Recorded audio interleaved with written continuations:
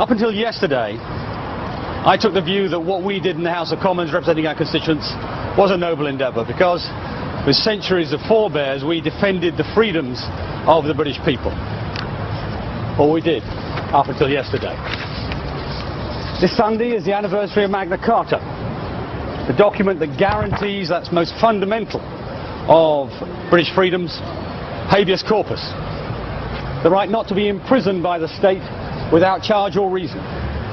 But yesterday this House decided to allow the state to lock up potentially innocent citizens for up to 6 weeks without charge. But in truth, 42 days is just one, perhaps the most salient example of the insidious, surreptitious and relentless erosion of fundamental British freedoms.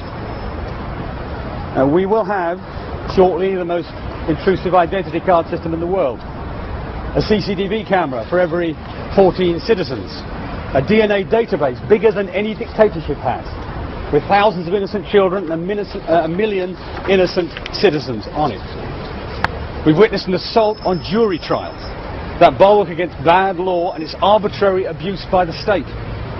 Shortcuts with our justice system that make our system neither firm nor fair. And the creation of a database state, opening up our private lives to the prying eyes of official snoopers and exposing our personal data to careless civil servants and criminal hackers.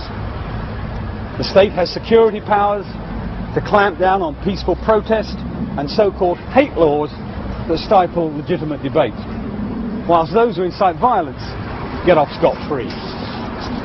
This cannot go on. It must be stopped. And for that reason, today I feel it's incumbent on me to take a stand.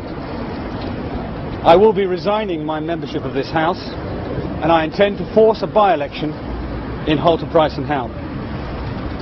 Now, I'll not fight it on the government's general record. There's no point repeating Crewe and Nantwich.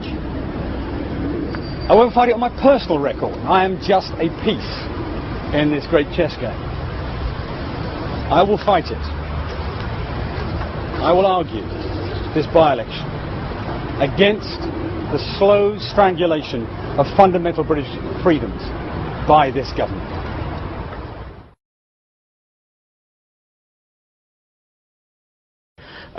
I didn't like his view about 42 days, but I cared even less for his view that in some way we are living in a controlled state. This is rubbish.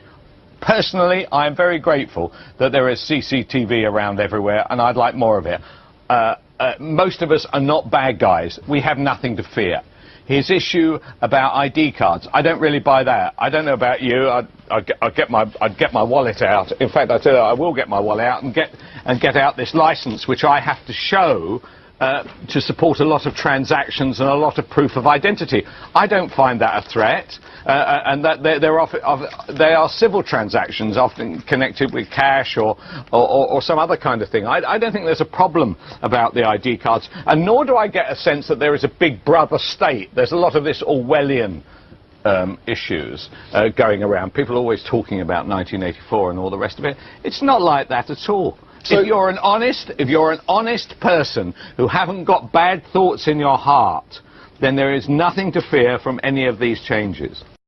Well, there are probably about three things. A, I'd be hostile to David Davis's general sense that our country is somehow in the grip of some kind of security vice.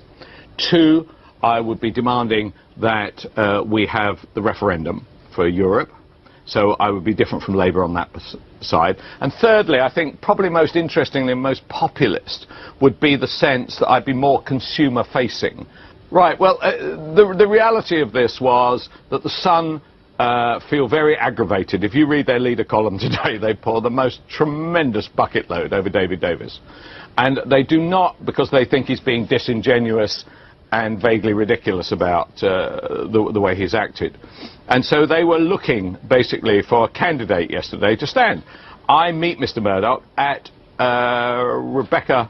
In this election, if you stand? I am the Sun candidate, if I stand. I'm not the Rupert Murdoch candidate, but Rupert Rupert is the driving force behind News Corporation, and News Corporation owns the Sun. So, you know, you could carry on straight through that and say, well, Rupert, you know, there's a God out there, therefore I'm God's candidate. No, in truth, I am the Sun's candidate.